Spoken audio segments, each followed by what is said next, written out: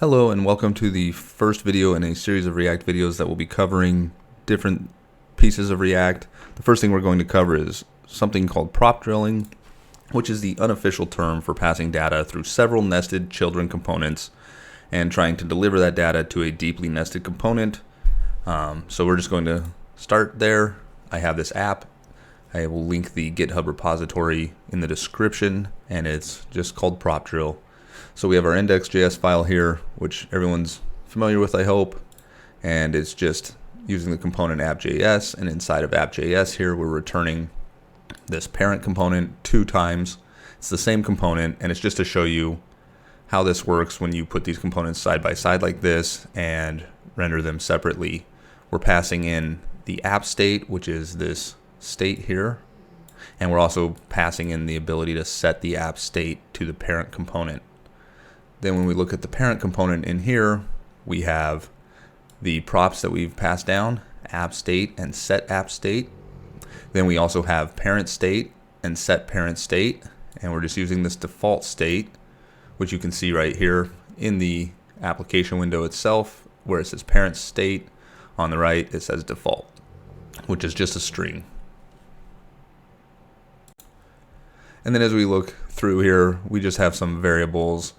We have parent message, which is just changed, and we have a title here. And the only reason for that is to just show how we can pass those down as we get further into the components. So we just have it showing the parent state, whatever it is set to here, as this H2 up top on the right hand side, which is where you see the parent state default.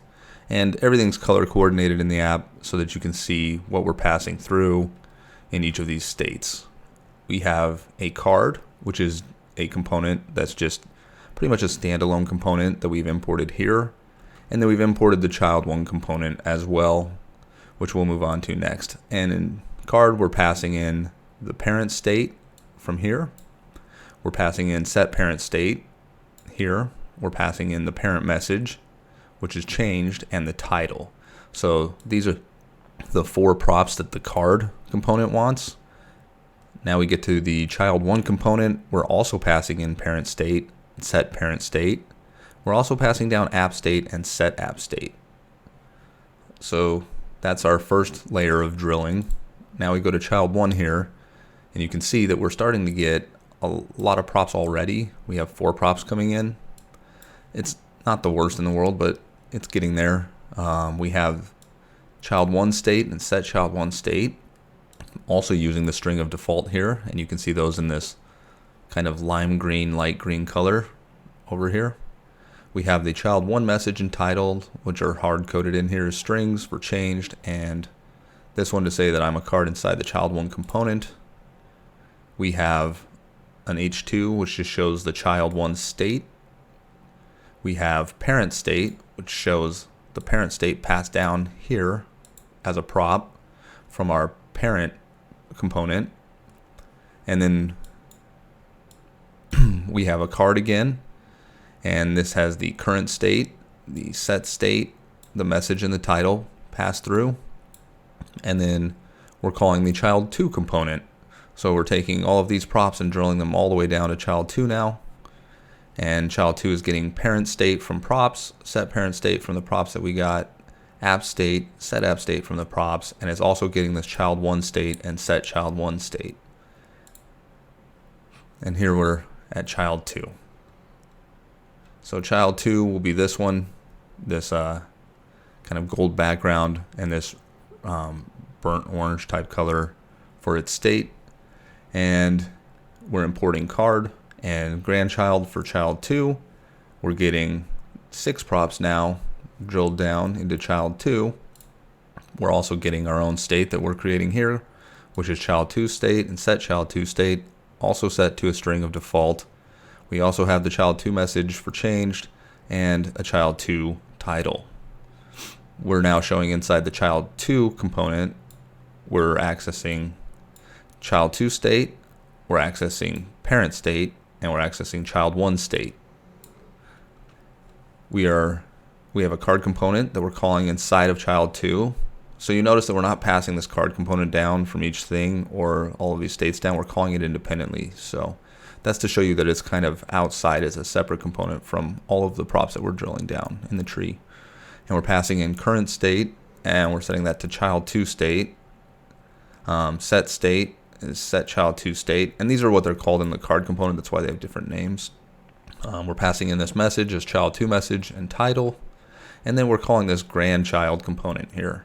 And we're passing in all of these props to grandchild all the way up from app, parent, child1, and child2. So we go to the grandchild component here, which has all these props. It's not using all of these props, but it has them all. And it also has values, set values, animate, and stuff. And I don't think this is implemented yet, so just kind of ignore that. It's handling an input change. And what grandchild is here on this is this input form. So you see that we have handle submit so that we can check all of the states and set all the states so we can modify them all in all of the parent components all the way up the tree. We have the ability to set the app state. We can set the parent state. We can set child1 state and child2 state, which we pass down up here, all in this grandchild component. So here's our form that we have going on. You can see it, buttons to control all parent states here. Lines up, and then we have the app state, which is this first input field here, and it will handle input change. We have parent state, child1 state, child2 state, and we have a submit button, which on the form submit is just handle submit, which is just this function here that we already went over. Now we'll look at the card component, which is again outside of the tree. And the card component just takes 4 props. When you call it, it doesn't have any default settings here. You could set a default in these props if you didn't want to always pass 4 things down from any of these other components. We have current state, set state, message, and title. And you see that it just sets the state of whatever on handle click to the message. And that's these buttons here that say set component state. And they're all defaulted to a default value just because of the way that the app is currently set up. So all it will do is take the current state and say what it is. It displays the title, and on click it just sets the component state. So we're going to jump over to the app now to look at it. So up here we have the app default state, which says default app state. No shock. We have 2 different parent elements which trickle down. So this is the parent card on the left here, and when we click it, it changes this blue parent state for all the children because of the prop drilling. But it doesn't change this right side because even though it's the same component that we're calling twice, they're separate by you calling them 2 times inside of app.js. So it's not actually affecting the right side of the app. Now if we go down, we can see that this is the child1 state here. It's still set to default. And again, these just set a default value to show that it's been changed. So changed here in the green on all of the components that we drill that prop down into. We have the same button here for child2 just to show, which only changes here because that's the only place we're calling that. So we didn't actually pass that down. And then you see that all the ones on the right are still default. So it's isolated because in the app.js, again, how we're calling them here with the parents. So that's how we're rendering those. Now these forms will update all of the state. And you'll notice that it has app state, and app state is shared between both sides. So if we change app state here to something like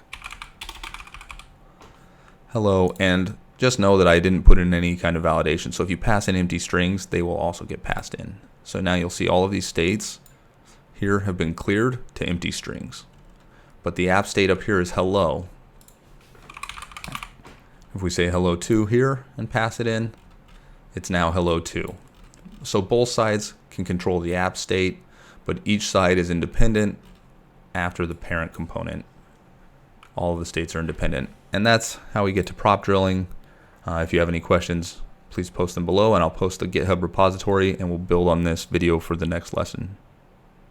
Feel free to play around with the app and change anything that you like. I would mostly probably change styling and stuff, but I will have a separate repo for the next lesson. And I think I will build on this same app just so that it makes some sense and we're not having to build all of this stuff over again.